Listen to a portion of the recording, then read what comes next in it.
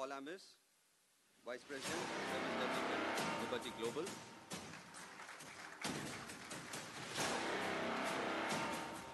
I thank the guests for being here this evening. I would like to call upon our CEO, Rajesh Rathore, to chair the meeting.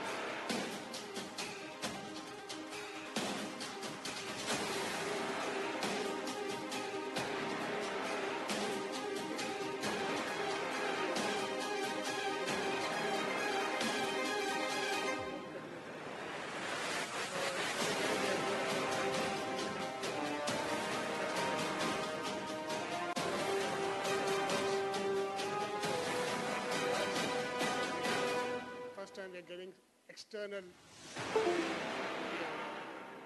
to participate, talk to us, and I'm very happy about the way that this is going on. And I really look forward to a great afternoon with you guys. So welcome all of you, and we can start now. Thank you.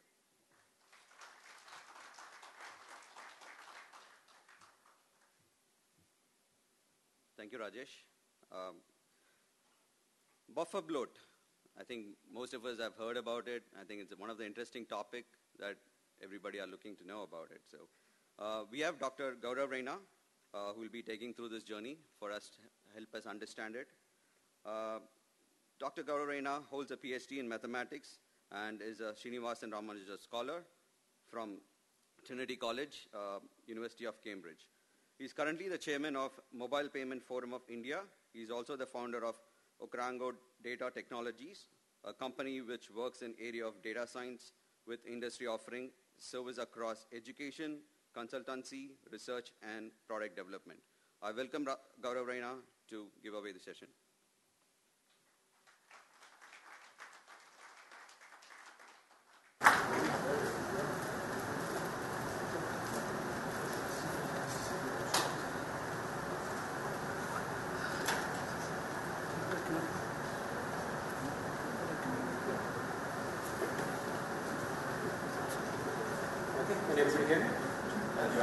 Okay, so thank you so much for sort of inviting me for the session. I had very little idea of the audience, so I have tried to, it could go one of two ways. Either everybody will absolutely love what I say, or absolutely hate what I say, in which case the backup is an excellent presentation that will be coming by one of the customers later on. Thanks for the sign. And the hedge for me. Okay, so the title of this sort of talk is a slightly sort of strange title. How many have actually heard of the word buffer bloat? Excellent. Right. So I think the 2 or 3 people who actually probably looked it up, quite possibly looked it up after I gave my slides. Yes, yes. So what on earth is he actually talking about? Yeah? But this is the title of my talk. It is the title of a paper written by Windsurf 3 or 4 years ago. Windsurf is the Turing Award winner for the year 2004. And perhaps most people know, but for others, it's the equivalent of the Nobel Prize in computer science. And he got it for essentially setting up all the specifications for the TCP/IP protocol. I mean, that's as fundamental as it gets. I mean, you win a Turing Award for doing something fundamental, but to get it for setting up the TCP/IP protocol, setting up the standards all the way from scratch. And he did it 10 years before the first implementation actually took place, which was absolutely amazing. 10 years he sat out there. The entire thing was done on paper, but it took 10 years before the implementation took place. He did this in the 70s. The implementation took place in the 80s. The internet took off in the 90s. By the 2000s, it was, well, this is the new normal, so to speak. So if somebody like Windsurf writes a paper which says there is a problem with the internet, people are bound to take notice. Right? So he's written this very influential paper known as Buffer Bloat and Other Internet Challenges, which is what I will get to. It will not be the only thing that I talk about, but it's one of the main things that I will talk about. Of course, now when you think about it today, sort of 2019, almost on to 2020, one of the buzzwords for now, and which is expected to remain as an important piece of technology for the almost forever, but certainly will be extremely hot and exciting over the next couple of decades, is artificial intelligence.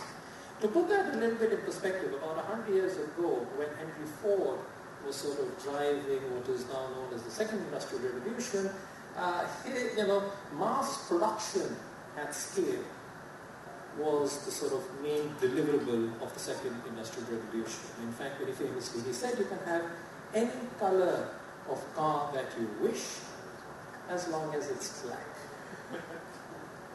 And there was a reason for that. It was not a marketing gimmick. He was obsessed with production, and why not gray?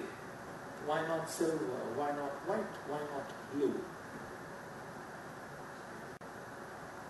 He studied the chemical composition of all the colors and worked out that black would dry the fastest. That's how obsessed he was with production. Right? That's why black. Otherwise, white's a perfectly good color, silver is perfectly good, yellow, perhaps not yellow as a mass market, but certainly blue would be equally good as well. So one of the holy grails of the fourth industrial revolution, of which we are literally just about to start, is mass customization at scale. Not a product and say, would you like it, to say a product and service, this is combined with algorithms and data. And there are certain sort of ideas in artificial intelligence, in particular things like deep learning, reinforcement learning, deep reinforcement learning, artificial neural networks, which are sort of aiming to mimic how the brain works. But that is part of artificial intelligence, but the overall umbrella is predictive learning theory. So when you're looking at the sort of innovation ecosystem, there are two ways of looking at it. One is to say, can I do things better, cheaper, faster? One is to say, can I consider radically new, different use cases? If you're in the space of, and of course a sort of overall strategy would be to have a mix in your organization. Right? You can't always be looking at sort of completely blue skies ideas because they may not necessarily work. But it's nice to sort of, at least certainly deal with a certain fraction of your time dealing with innovative ideas completely out of the blue. Things like Gmail came out of the 20% time that Google gave to its employees. Even when you're looking at doing things better, cheaper, faster, i.e. using artificial intelligence, machine learning, predictive analytics, call it what you wish, to actually do things better, cheaper, and faster. One of the things that I sort of often observe is that when people say they're doing really sophisticated artificial intelligence, they roughly do the following. They take the data and they apply it to every single algorithm they can get their hands on. And then they say, whichever one works the best, they say, well, this gave me this percentage of predictive ability, and you say, why? And you're like, AI did it. Well, that's not, that's something. Right? But that's really sort of the first step as the tool. You really need to understand why things work, which model should you use, how can you use the model to enhance performance, how should you choose the parameters to induce robustness, should you use one model or should you use a combination of models, which bit of the models are applicable to which bit of the value chain, so on and so forth. So if you really want to have a tremendous impact, even in the case of better, cheaper, faster, then I think it is certainly worth spending the time, energy, effort, upskilling on some of the core fundamental ideas over which this area of predictive analytics is built, which is a combination of probability statistics, optimization, and linear algebra.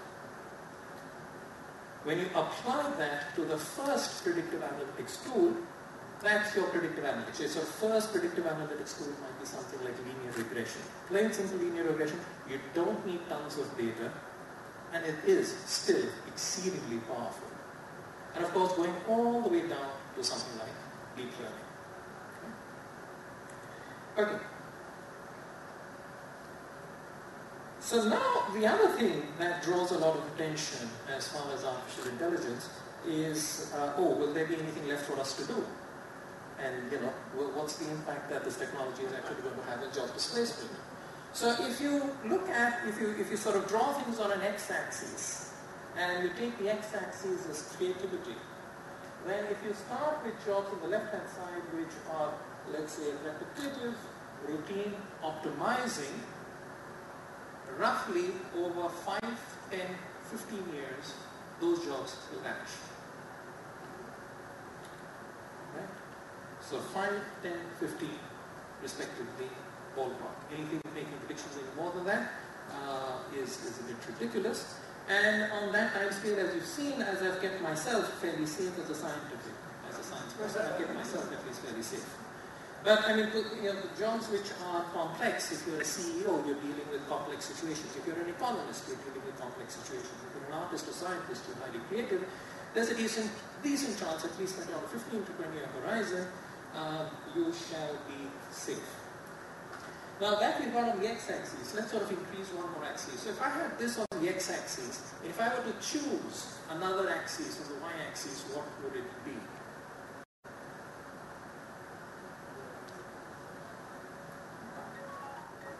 Be compassion. Right? So you have this two-dimensional view of the world, right? This whole complex thing known as the future of work, you reduce it to a two-dimensional grid. On the x-axis, you've got creativity. On the y-axis, you've got compassion. And you can throw lots of jobs around it. So jobs that you would say are low in creativity and low in compassion would clearly not be valuable in the future. Jobs that are potentially low in creativity, but high in compassion could perhaps be increasing in value in the future. Right? So if you were to then morph this with AI, that's what it might look like. So jobs that are low in creativity and low in compassion will be completely taken over by artificial intelligence. The ones that are low in creativity but high in compassion, right?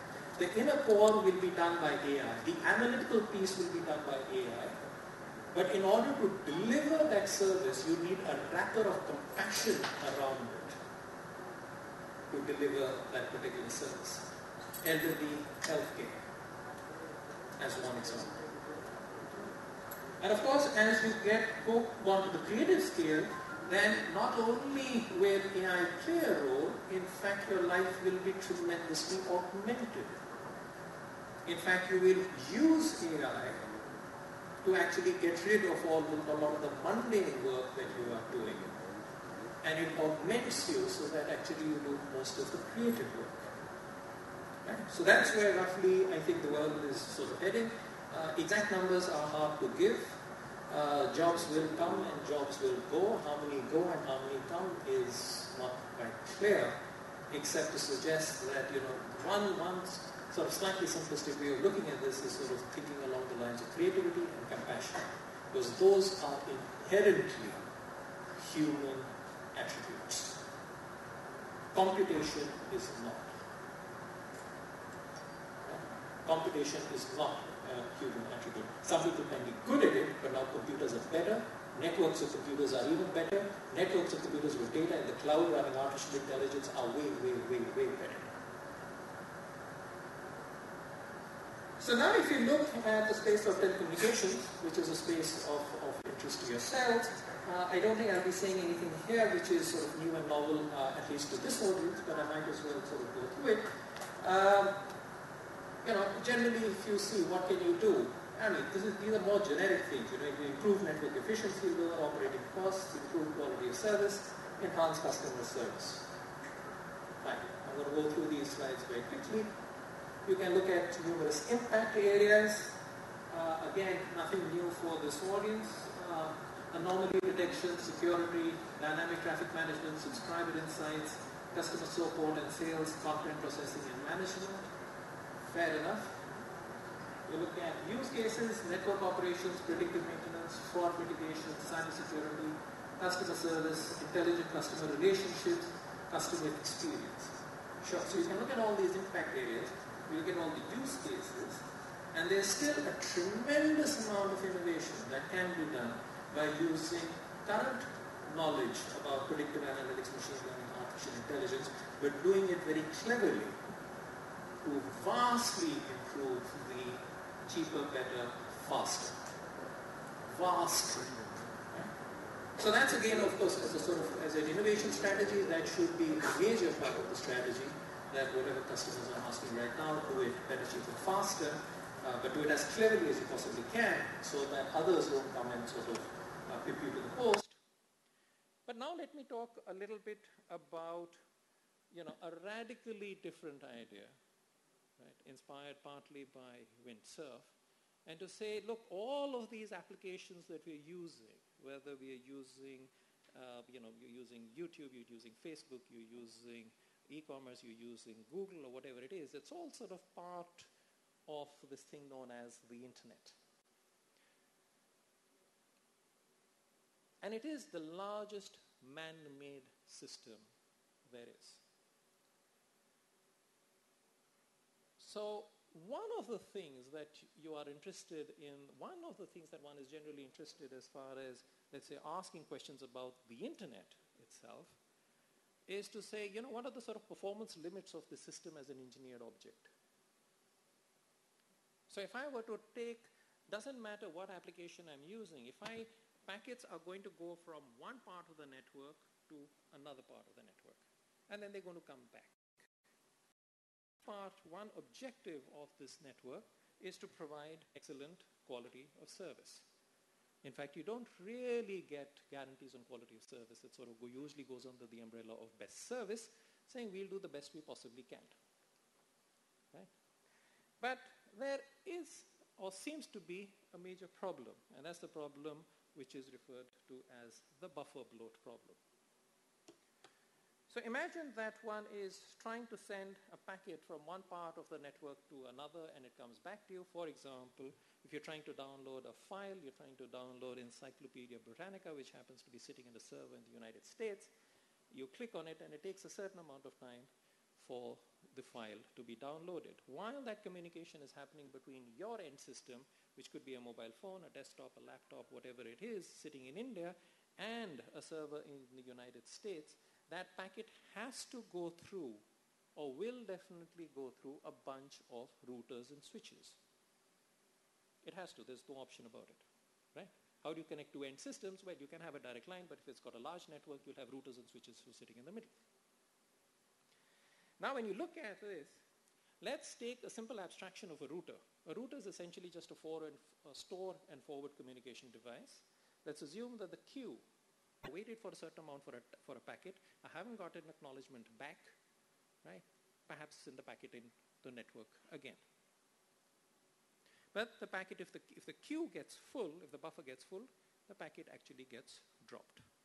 So the question then is, how do you design the size of the buffer? The buffer sizing rule that has been used in the internet for the last 25 years has been the following. Buffer B is equal to C times RTT hat.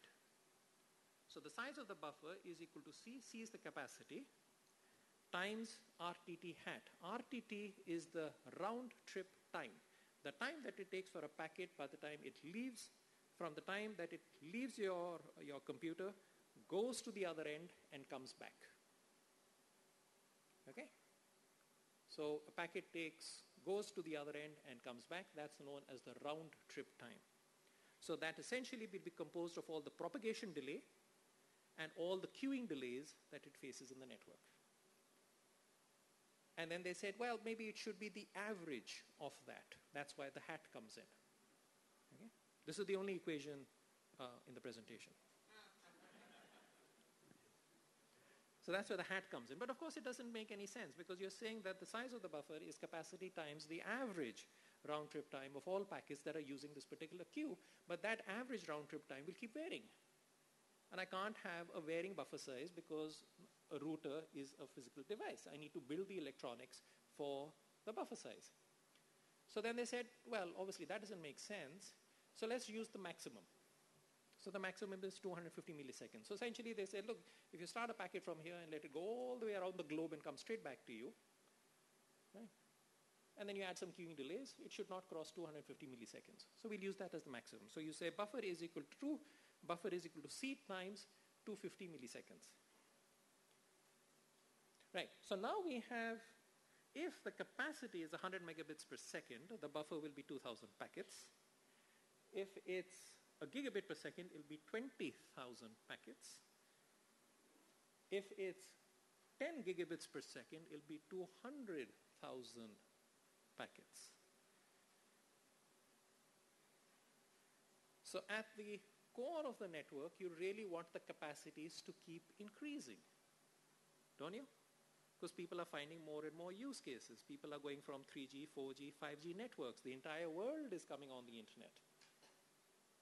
So you want capacities to increase. But if capacities increase, the buffer size is going to increase. The buffer size increases, what happens? Your power management goes for a 6.